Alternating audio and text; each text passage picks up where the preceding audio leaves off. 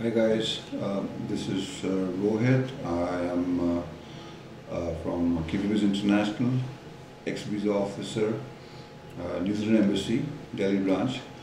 Guys, I will keep this video very short and simple, and I will use both English as well as Hindi uh, in this conversation. So, today I'm going to reveal the secret of visa interview cracking. How you guys can actually crack. So इस video से किस किस को help मिलेगा? सारे students जिनके interview आने वाले हैं वीज़ा के, चाहे वो टेलीफोनिक हो या पर्सनल इंटरव्यू हो, और सारे स्टूडेंट्स और उनके एजेंट्स जिनको एक्चुअल में या फिर उनके काउंसलर्स को एक्चुअल में पता नहीं है कि इंटरव्यू में क्या बोलना है और कैसे बोलना है। थोड़ी सी लंबी हो सकती है video. I will try to keep it as short as possible. तो और ये आपको जो इंटरव्यू की सीक्रेट टिप्स हैं, ये आपको किसी भी वीज़ा, स्टूडेंट वीज़ा एप्लीकेशन के इंटरव्यू में हेल्प करेगा, चाहे वो न्यूजीलैंड हो, कनाडा हो, ऑस्ट्रेलिया हो, यूएस हो, यूके हो, जिस किसी भी कंट्री की वीज़ा ऑफिस टेलीफोनिक इंटरव्यू या फिर पर्सनल इंटरव्यू लेते हैं, तो ये टिप्स आपके बहुत काम आएंगे। स्टेप बाय स्टेप मैं जाऊंगा कि एक स्टूडेंट को किस तरीके से प्रिपेयर्ड रहना चाहिए। गाइस,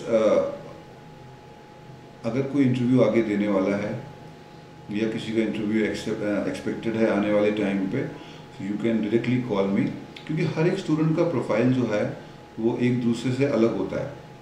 तो जाहिर है उनकी एसओपी भी डिफरेंट होनी चाहिए और उनका जो आंसर्स हैं वो भी प्रोफाइल के हिसाब से, रिसर्च के हिसाब से होना चाहिए।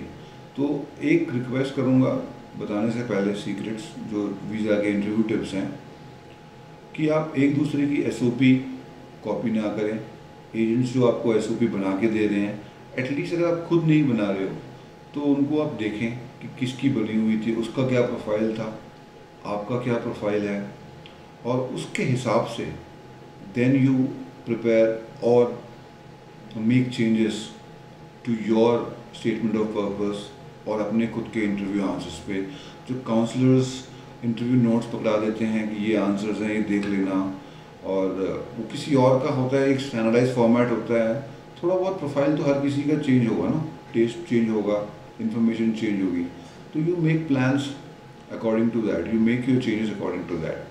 तो सबसे पहले किसी भी कंट्री का, चाहे वो न्यूजीलैंड हो, लाइक आई सेड कनाडा हो, जो इंटरव्यू प्रिपरेशन के लिए आपको ज़रूरी है, तो एक इंटरव्यू स्टार्ट होता है, टेलीफोनिक हो या फिर पर्सनल इंटरव्यू हो। The visa officer introduces himself और हरसेल्फ, वो बताते हैं कि वो आपके वीज़ा ऑफिसर हैं, फाइल उनके पास है, and they will check with you about your application details. The most important thing that you need to know is that you need to know the application details on your visa application. So you should know about your email ID which you have mentioned in the visa application form, अपना address, कौन से college में जा रहे हो, course क्या है, exact course क्या है, अगर आप डिप्लोमा इन बिजनेस मैनेजमेंट है या diploma in human resource management है, स्पेशलाइजेशन है, take full name of the course that I am going to study diploma in hospitality and tourism management, or you talk say that I am going for bachelor's, or you say that I am going for my master's. Don't just say I am going for diploma, business diploma. ऐसे नहीं बोलना, पूरा answer करना है। You should know the fees, कि fees कितनी है, और कोशिश करो कि फीस डॉलर्स में भी बताओ और इक्वलेंट टू इंडियन रुपीस या अपनी कंट्री की जो करेंसी है उसके हिसाब से बताओ। For example, if you want to say that my fees is 5000 New Zealand dollars, for example, so you say that my fees is 5000 New Zealand dollars per year, which is equivalent to 2,50,000 Indian rupees. So I give you an example. You answer it properly.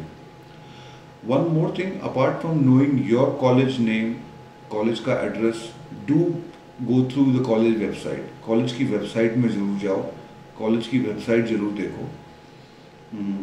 और वहाँ पे अपने course contents देखो, और सिर्फ course contents देख के पढ़ने नहीं है, कोर्स कंटेंट्स का बेसिक डेफिनेशन देखो। फॉर एग्जांपल, अगर आप बिजनेस मैनेजमेंट के कोर्स के लिए जा रहे हो और उसमें एक सब्जेक्ट है human resource management, you talk about basic definition मालूम होना चाहिए कि ह्यूमन रिसोर्स क्या होता है। For example, human resource is a department in every corporate organization which deals with recruitment, hiring, employee relations, etc. So basic definition और understanding होनी चाहिए कि आप क्या पढ़ने जा रहे हो। Apart from this, आप कॉलेज के अपने कॉलेज जहाँ पढ़ने जा रहे हो उसके एडमिशन के अलावा यू ऑल्सो आइडेंटिफाई कि और कौन से कॉलेजेस हैं उस कंट्री में जो सिमिलर कोर्सेज पढ़ा रहे हैं, और क्या डिफरेंस है कि आपने यही कॉलेज चुना है और बाकी कॉलेज नहीं चुने। वीज़ा ऑफिसर डेफिनेटली इम्प्रेस होगा। आप 4 कॉलेजेस के और नाम बताओ और उनको ये बताओ कि मैंने इसके अलावा ये कॉलेजेस भी देखे हैं, इनके पास भी ये सिमिलर कोर्सेज हैं, बट मैं इस कॉलेज में जा रहा हूँ क्योंकि ये एक स्पेशलिटी है।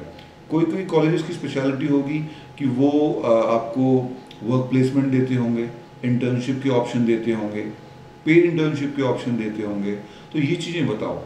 कोई कोई कॉलेज में बेसिक कोर्स होगा, स्पेशलाइजेशन नहीं होगी प्रोडक्शन मैनेजमेंट में या ह्यूमन रिसोर्स मैनेजमेंट में या डिजिटल मार्केटिंग में, तो स्पेशलाइजेशन के लिए बताओ। तो ये तो कोर्स की डिटेल्स होती हैं। उसके बाद आपको अपने एकेडमिक डिटेल्स पूरा डिटेल में बताना है। अगर वो पूछे लास्ट क्वालिफिकेशन है तो don't start with I did my 10th in this year, 11th grade in this year, 12th grade in this year. Tell that my most recent qualification is bachelors और a PG diploma और 12th standard, जो भी आपकी profile के हिसाब से हो, and say it in full year कि I did my 12th grade in 2017 or 2016 and I completed that in this year। अगर आपने IELTS किया है, PT का स्कोर किया है, वो बताओ। and you know after my academic qualification I prepared for my IELTS and this is my score। अगर आपने PT किया तो उसका स्कोर बताओ और बताओ कि this is equivalent to this much in IELTS and is accepted by the education provider। You can also tell them about your experience कि आप एक्सपीरियंस में कौन सी कंपनी से काम कर रहे हो। बी क्लियर अबाउट कब से कब तक काम कर रहे हो, कब स्टार्ट हुआ था और कब तक काम कर रहे हो, क्या अभी भी करंटली काम कर रहे हो, और आपका ऑफिस की लोकेशन क्या है। इफ़ यू हैव एक्सपीरियंस, अगर आपका वर्क एक्सपीरियंस या एजुकेशन रिलेटेड है आपके कोर्स से जो आप परस्यू करने जा रहे हो उस फॉरेन कंट्री में, चाहे वो न्यूजीलैंड हो, कनाडा हो, तो make sure you tell them that this course is related to my previous education, because जो सब्जेक्ट्स मैंने अपने 12th में पढ़े हैं या बैचलर्स में पढ़े हैं या IT में पढ़े हैं, BTech में या BSc में पढ़े हैं, वो उसी का अपग्रेड वर्जन या एडवांस लेवल पढ़ने जा रहा हूँ। So this will make the visa officer understand and believe that you actually know what you're going to do in your career, what is your future plan, what is your career pathway, और progression क्या है। एक interview में it is very important to make your visa officer understand कि आपका career का progression क्या है। और देखो, प्रोग्रेशन 2 टाइप के हो सकते हैं। एक आपका हो सकता है एजुकेशनल प्रोग्रेशन, क्वालिफिकेशन में कि आपने बैचलर्स करी है, अब आप एक higher level, advance level course के लिए जा सकते हो, तो ये आपका प्रोग्रेशन है। एक आपका करियर प्रोग्रेशन होगा कि अभी आप जॉब कर रहे हो, 2 साल से आप एक टीम लीडर हो या आप एग्जीक्यूटिव लेवल पे जॉब कर रहे हो। अगर आप ये कोर्स करोगे तो आपको सुपरवाइजर और मैनेजर की जॉब मिल सकती है। तो you have to explain and demonstrate कि अगर मैं ये कोर्स न्यूजीलैंड में या कनाडा में या किसी भी कंट्री में जहाँ करने जा रहा हूँ, तो वो करके मुझे एक प्रोग्रेशन मिलेगा क्वालिफिकेशन में और मेरे करियर में। So you have to explain and demonstrate कि आपका एक करियर प्रोग्रेशन है, right. You should also know about the funds कि आपने फंड्स क्या अरेंज करें हैं, क्या शो करें। अगर लोन है तो लोन किसके अगेंस्ट है। Be very specific about your answer and very clear कि I have shown this much amount of funds in this much bank account, in this bank account, the total is this much, which is covering my living cost and my tuition fees for the 1 year or 2 year or 3 year, जो भी आपके profile के course के हिसाब से है। You mention that इस account में इतना बैलेंस है, इतना पैसा है। एजुकेशन लोन है, अगर लोन अगेंस्ट प्रॉपर्टी है तो वो प्रॉपर्टी किसके नाम पे है।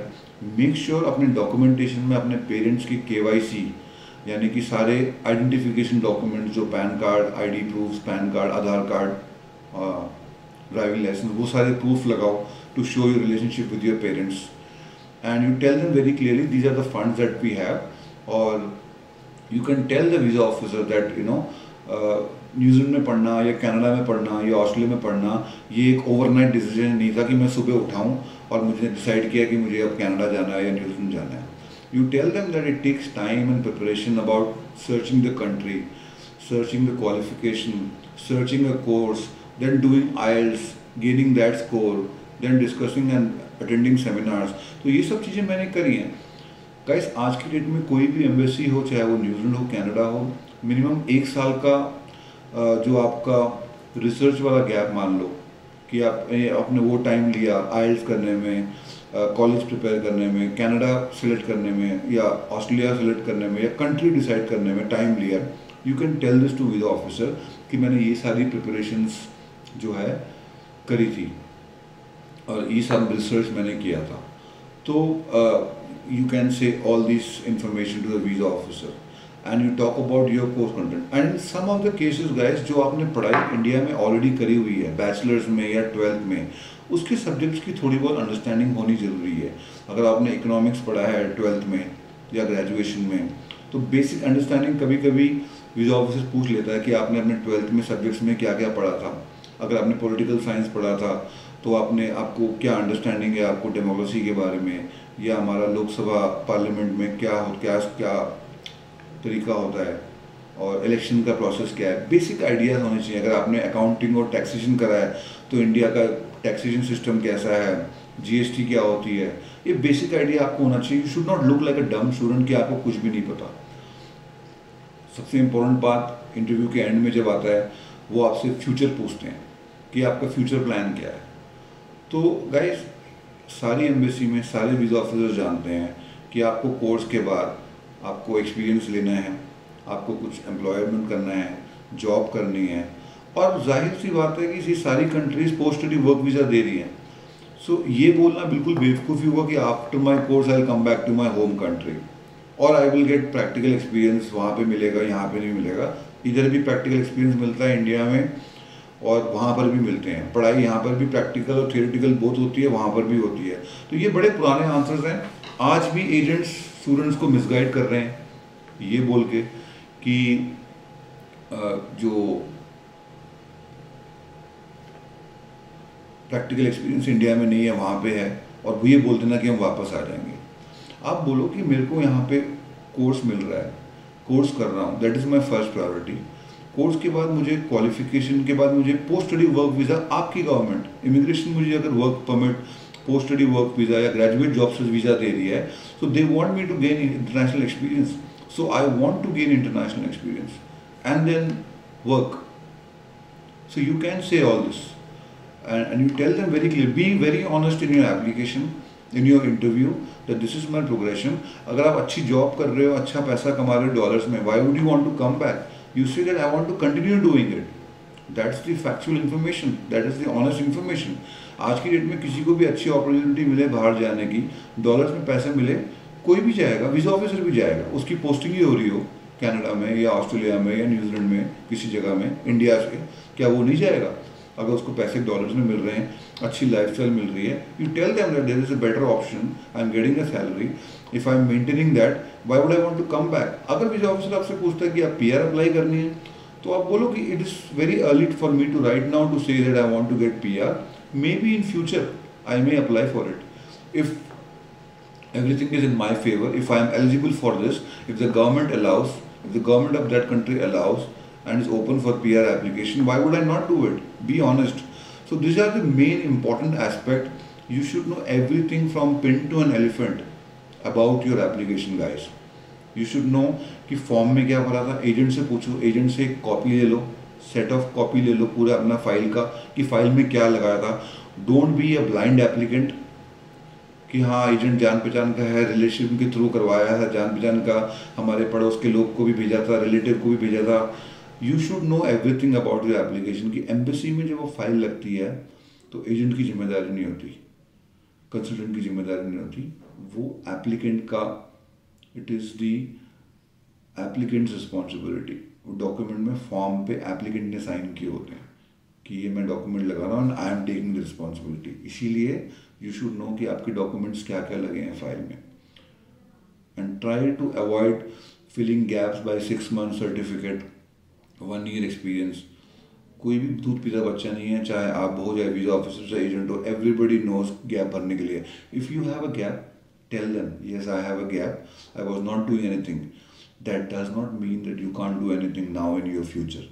You can do anything you want to. Okay, thank you very much for listening to me. अगर आपका आगे कोई इंटरव्यू आने वाला है वीज़ा का और आपको प्रैक्टिस चाहिए, पर्सनलाइज प्रैक्टिस चाहिए, इस वीडियो में